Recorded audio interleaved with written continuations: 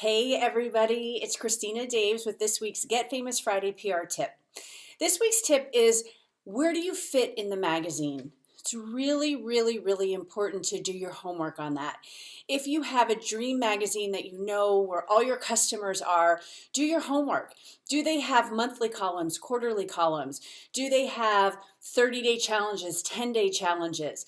See how you fit in their magazine so that when you're pitching them, you can paint this perfect picture of how this idea fits perfectly into what they're already doing. You always want to make it easy for the media.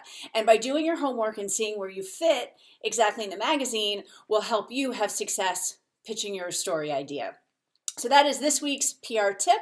Hope you enjoyed that. And if you'd like more, I'd love to invite you to join us in the free PR challenge at www.yourprchallenge.com. I work with you for 10 days. 10 minutes a day, I promise that's it. I give you valuable tips every single day to help you get massive visibility for your business. So I can't wait to see you there, and I can't wait to see you in the media.